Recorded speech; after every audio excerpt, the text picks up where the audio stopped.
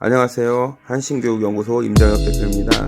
오늘은 영상 시작하기 전에 늦봄 문익환학교 소개를 하려고 하는데요. 전남 강진에 있는 평화를 품은 대안학교예요.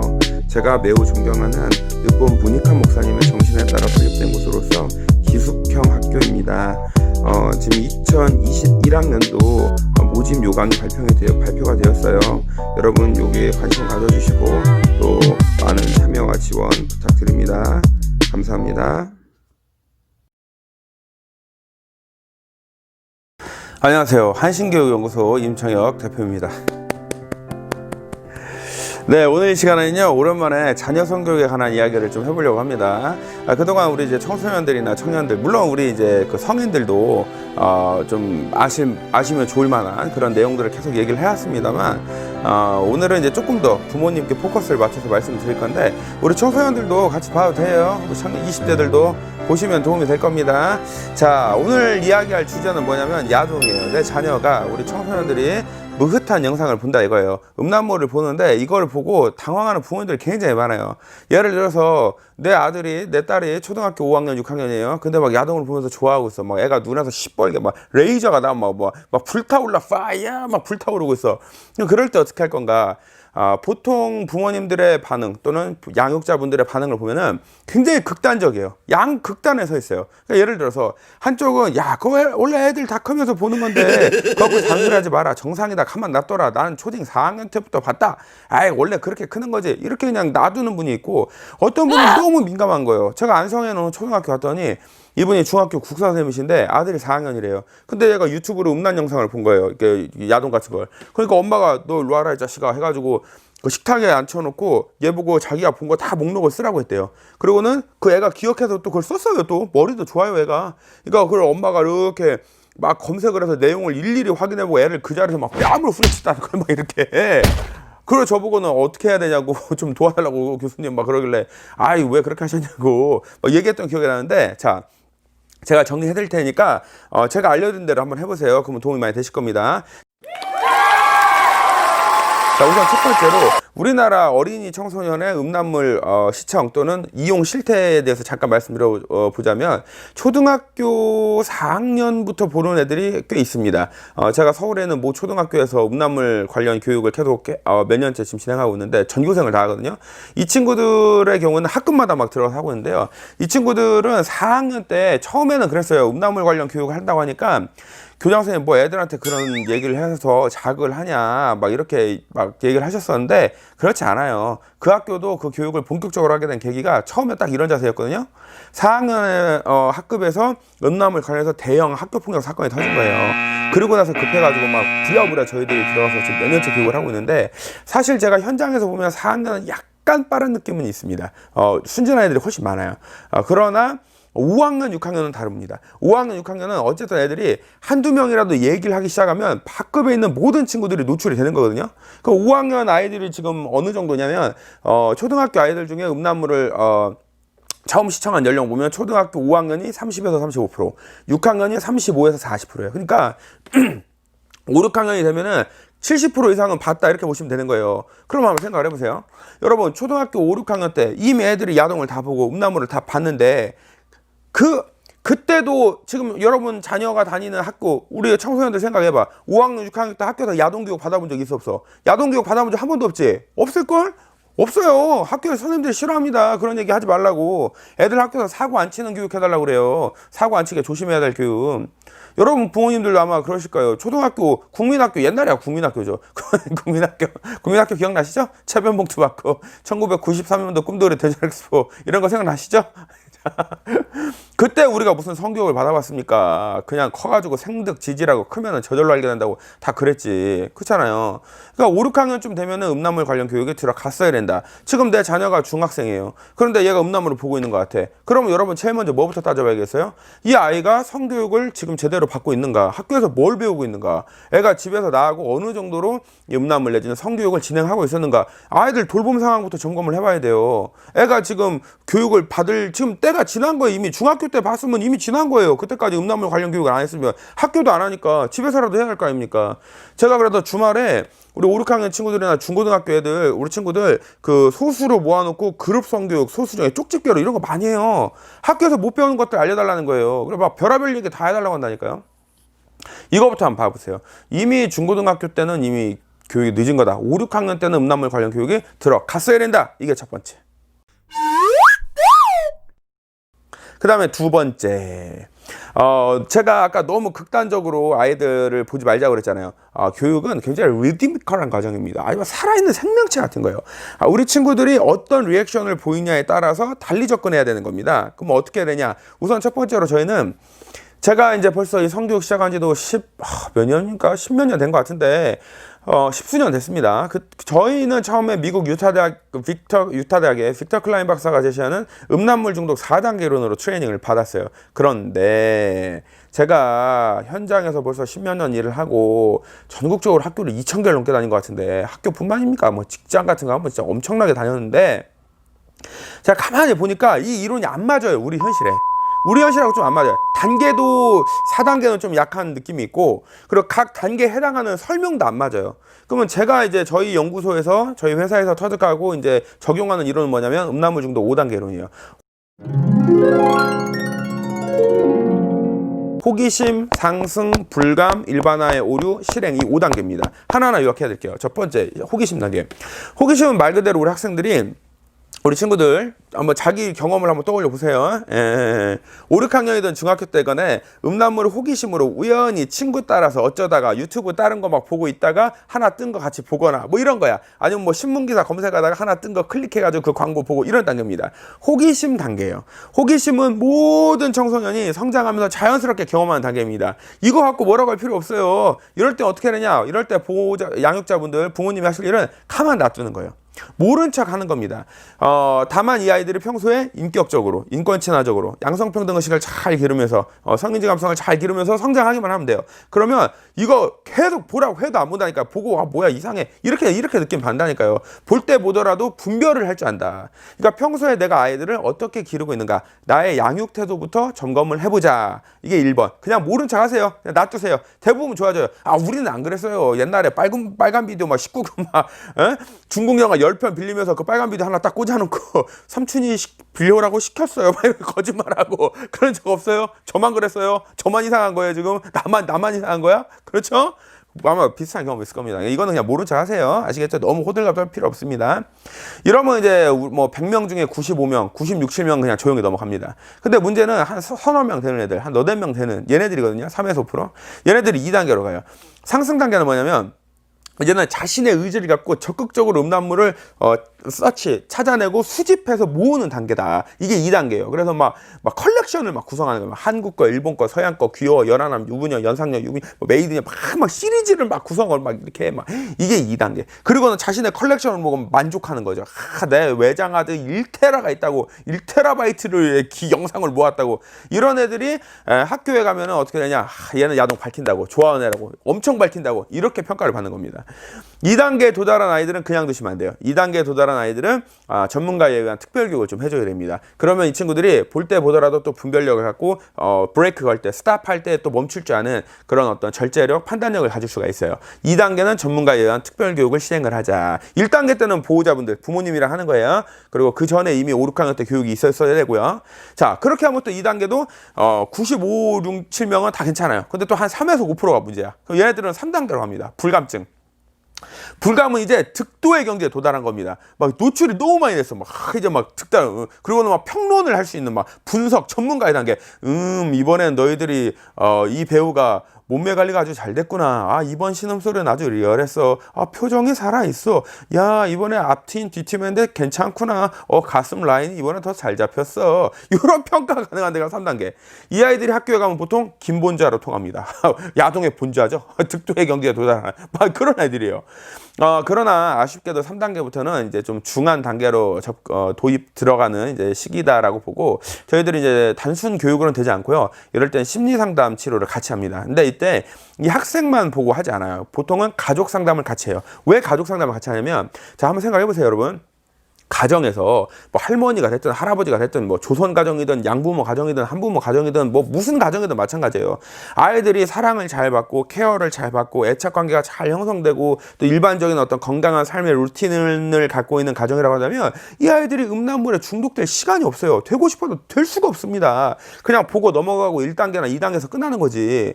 그러니까 3단계에 돌입했다는 건 뭐냐면 가정에서 이 아이들이 방치되어 있거나 돌봄으로부터 배제된 아이들이 많은 거예요. 또는 그 양육자분들이 그 부모님들이 또는 할머니 할아버지들이 그 양육 기술이나 태도에 문제가 있는 겁니다. 그래서 자녀하고 지금 관계가 굉장히 안 좋은 틀어진 관계가 아주 많아요. 이럴 때는 가족 전체의 분위기를 같이 상담해서 잡아준다. 이제 저희들이 그렇게 시행을 하고 있고요. 이러면 또 대부분 괜찮아져. 근데 또 문제가 이제 소수의 아이들이죠. 얘네들이 4단계로 가요. 4단계는 일반화의 오류 단계입니다. 자, 여러분. 5학년, 6학년 또는 중학생, 고등학생 된 애들이 망토 하나 이렇게 뒤집어 쓰고 I'm Batman, Superman 해가지고 막 3층에서 뛰어내려 이런 거 본 적 있습니까? 막 여자애들이 치링 치링 치리링 시크릿 쭈쭈 막 이러면서 선생님 저는요 엄마 아빠 나는 시크릿 쭈쭈가 될 테야. 중학교 2학년짜리 여자애들이 그런 소리 하는 거 본 적 있어요? 중학교 3학년짜리 남자애가 소피 루비 루비 선생님 저는요 엄마 아빠 저는 삼촌 이모 나는 소피 루비랑 결혼할래 이런 거 본 적 있어요? 없죠? 이건 뭡니까? 아이들이 현실 세계와 가상 세계의 구분선, 경계선이 있다는 거예요. 그런데 그러니까 애들이 막 이렇게 함부로 안 하는 겁니다. 뭐 다 아니까 아이언맨 없는 거 다 알아요. 타노스 없는 거 다 알아. 이게 그런 단계예요. 그런데 이 4단계 음란물 중독, 4단계에 돌입한 아이들은 그 경계선이 사라져요. 여러분 유튜브에 보면요. 각종 몰카 시리즈가 있어요. 그런데 제일 웃긴 애들이 어떤 애들이냐면 엄마 몰카 찍는 애들이에요. 가족 몰카 찍는 애들. 다른 사람도 아니고 가족 몰카를 찍어요. 뭐 동생, 언니, 누나, 뭐 오빠 가족 몰카를 찍어서 올리는데 그냥 몰카도 아니에요. 속옷을 찍어 올리고 샤워하는 걸 찍어 올리고 화장실에서 볼일 보는 걸 찍어 올리고 이런 범죄를 저지릅니다. 이거 범죄거든요. 이거는 친족에 의한 성범죄예요. 원래 법대로라면 1.5배 가중처벌되는 거예요. 그냥 넘어가는 거지 신고를 안 하니까. 하여튼 이거 왜 그렇게 할까요? 이 친구들은 지금 어떤 상황이냐면 이런 거예요. 자, 나랑 엄마는 원래 엄마와 자식은 배에서 한 배 안에 있으면서 한 몸으로 한 생명체로 생명이라는 본질적인 관계로 원래 연결돼 있던 존재잖아요. 관계 본질이 있단 말이야. 관계라는. 그런데 4단계 돌입한 아이들은 그게 없어요. 내 눈앞에 어떤 여자가 있고 가슴이 달린 어떤 성기가 달린 여자 또는 남자가 있는데 보통은 이제 여자입니다. 엄마나 여성을 대상으로 하니까요. 여자가 있는데 당연히 남자도 있어요. 또 제가 또 남성 비하한다고 그렇게 오해하시면 안 돼요. 당연히 다 사례가 있는데 사례 절대적인 수치가 훨씬 이 남학생 케이스가 많으니까 이걸 예를 드는 거예요. 이걸 보고 나서는 내 눈앞에 뭐 옆집 누나든 뭐 언니든 뭐 보통 이제 뭐 누나나 뭐 여자나 이모나 뭐 이런 사람이 있는 거야. 선생님이 있어. 근데 이 사람이 단순히 판타지로만 있는 게 아니라 이 사람의 존재의 관계 이런 게 다 사라지는 겁니다. 막 질서가 다 깨져버리는 거예요. 카오스가 막 생기는 겁니다. 혼돈이 생겨요. 그래가지고는 내 앞에 어떤 가슴이 달린 여자가 있는데 이 사람을 하필이면 이모 또는 뭐 누나 선생님이라고 불러. 그런데 이 사람을 찍고 만지고 뭐 쳐다보고 해도 신고를 안 해? 오케이 콜. 그럼 너는 내가 계속 만질게. 이제 이 지경이 이러는 거예요. 선후 관계가 막 사라지고 질서가 사라지고 옳고 그름에 대한 구분이 없어지는 겁니다. 구분선이 없어. 경계선이 없는 거예요. 머릿속으로는 별짓을 다 해요. 물론 이제 실행을 안 하면 범죄는 아니지만 어느 정도 머리에서 이제 경계선과 질서가 있어야지 건강성과 항상성이라는 걸 유지할 수가 있는 건데 그게 아니라 머릿속으로는 강간을 12번 더 더한 거예요 지금. 이런 상황이 바로 4단계다. 이게 일반화의 오류 단계입니다. 내 주변에 있는 사람이 음란물 한 주인공이고 내가 이 사람을 성적 대상, 물건으로 내가 이용하고 내가 이 사람을 어떻게 막 함부로 할 수 있다라고 생각하는 그 지경이 바로 이제 정신적으로 하는 전신적인 어떤 경계선과 질서가 사라진 단계가 4단계다. 이때부터는 심리상담 교육이나 치료나 뭐 교육으로는 되지 않습니다. 이건 정신의학 전문의, 소아정신의학 전문의를 만나기를 권장을 하고요. 그리고 5단계에 들어간 친구들 같은 경우는 이거를 이제 실행하는 거예요, 직접적으로. 그래서 진짜로 엄마 몰카를 찍어서 인터넷에 올리고, 그리고는 좋아요와 구독 보고 좋다고 하고, 다음에는 뭐 더 심한 걸 찍겠다고 하고, 막 범죄를 저지르는 단계가 바로 5단계다. 다만 여기서 조심할 점은 있어요. 음란물을 봤다고, 야동을 봤다고 해서 모두 성범죄자가 되는 것은 아닙니다. 이건 아주 위험한 논리예요. 그건 정말 조심해야 돼요. 그렇게 따지면 한번 생각해 보세요. 성범죄자 다 모아놓고 어떤 음식 제일 좋아하냐고 물어보세요. 그리고 뭐 예를 들어 짜장면이나 햄버거를 좋아한다. 그러면 반대 논리로, 야, 짜장면이나 햄버거를 많이 먹는 애들은 잠재적 성범죄자니까 단속해야 된다. 그 말이 되는 논리예요. 그게 말이 되는 소리입니까? 말 터무니없는 소리죠. 근데 이제 지금 우리는 그런 얘기를 하자는 게 아니라 음란물 중독 5단계 이르고 경계선, 질서, 옳고 그름이 사라지고, 이게 특히 이 경우에는 뇌과학적으로 보면은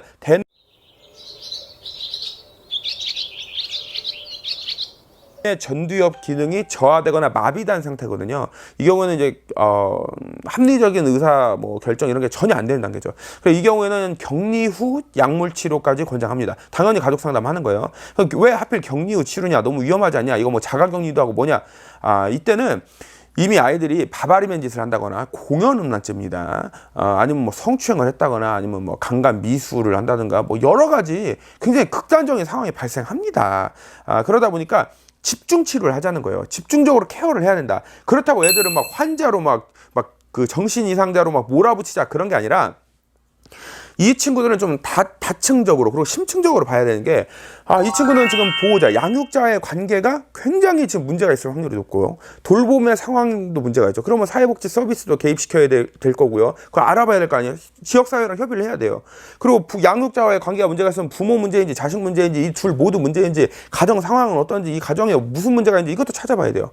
그 다음에 이 친구의 심리적으로 지금 어떤 상황인가, 매우 공허한 상황인가, 인권 감성이 떨어지는가, 공감 능력이 부족한가, 분노, 감정, 충동 제어가 안 되는가, 이 친구 자체도 봐야 돼요. 그러면서 성교육을 어떻게 받았는가, 이 학교 성교육은 어떻게 됐는가, 이 가정에서 성교육을 뭘 하고 있는가, 아니면 이 보호자 엄마나 아빠가 바람필 사람을 데려왔는가, 이것까지 다 봐야 돼요. 교육을 뭘 받고 있는가, 어떤 영향에 노출이 되어 있는가, 이런 것들을 골고루 살펴보고 스마트폰의 기술적 안전 장치를 설치해 놨는가, 이런 거를 다 종합적으로 살펴봐서 이 친구를 집중 케어를 해야 된다. 그렇기 때문에 이 5단계는 단순히 정신의학 전문의를 만난다고 될 문제가 아니라, 아주 이거는 집중적으로 뭔가 심지어 격리까지도 생각을 하면서, 학교 보내는 게 문제가 아니라니까요. 괜히 학교 갔다가 사고 칩니다. 아주 집중적인 케어가 필요한 게 5단계다. 이렇게 볼 수 있겠어요. 자, 그럼 우리 정리 한번 해볼게요. 여러분 이제 우리 청소년들도 여러분 이제 선생님 이야기 들으면서 약간 공감되는 친구들 있죠. 아까 특히 그 2단계쯤 되는 애들은 진짜 웃긴다니까. 그 상승 단계 있잖아요. 우리 그 구독자님들. 그 상승 단계 2단계 올라가는 애들은요, 모든 대화가 야매 때 기모치 스고이로 끝나요. 얼마나 애들이 신나는 줄 알아요. 밥 먹다가 밥 맛있다고 스고이 데스네 막 이러고, 선생님이 발열 체크하러 오는데 야매 때 막 이런 애들 있어. 혼자 김치 먹다가 맛있다고 안기 멋지 이런 애들. 정말 웃긴 애들 많다니까요. 그 2단계요, 상승 단계. 그러니까 이제 이런 상황을 좀 살펴보고, 또 우리 학교 친구들 보면 보통 2단계, 3단계거든요. 4단계까지 하는 애들은 흔치 않아요. 우리 청소년들 많이 공감되죠? 예, 야매때 기모찌 있잖아, 애들, 그런 애들. 그리고 우리 부모님들은 근본적으로 제가 하나 더 지적할게요. 여러분 자녀하고 좀 관계 좋아요? 대화하고 있습니까? 말이 통해요, 지금? 여러분, 아버님들 한번 여쭤봅시다. 저 아들내미들, 우리 청소년들 한번 물어봅시다. 그 아빠하고 아들하고 사우나 마지막으로 갔다 온 게 언제예요? 지금이야 코로나 때문에 당연히 목욕탕 부담돼서 못 가긴 하지만, 그냥 한번 고민해보세요. 아빠랑 아들이랑 사우나 가고 목욕하고 등 때밀어준 적이 언젠가 도대체. 아버지들 원스 가입했어요? 원스? 트와이스 팬클럽 원스?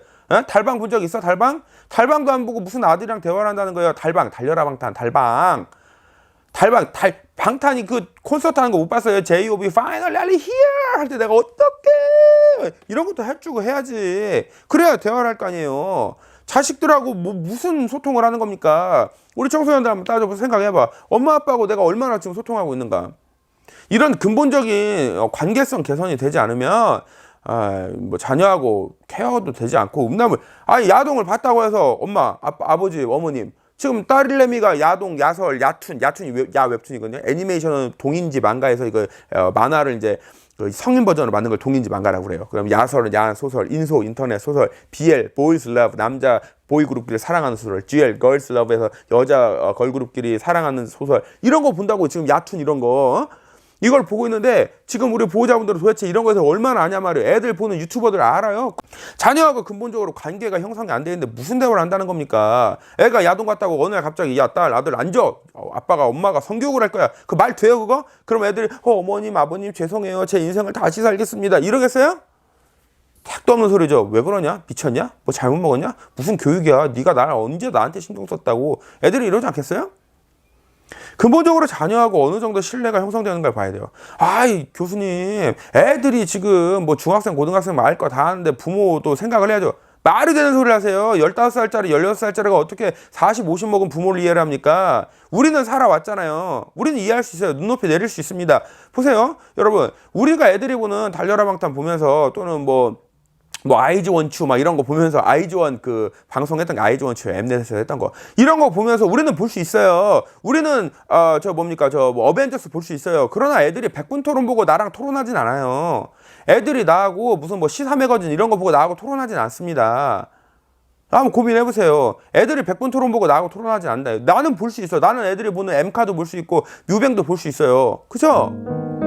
한번 고민해보세요. 이거 근본적으로 내가 애들을 어떻게 키우고 있는가 이거부터 정리하지 않으면 성교육이고 뭐고 다 나간 거예요. 그냥 다 그냥 물 건너간 겁니다. 이거부터 고민해보는 게 본질이다.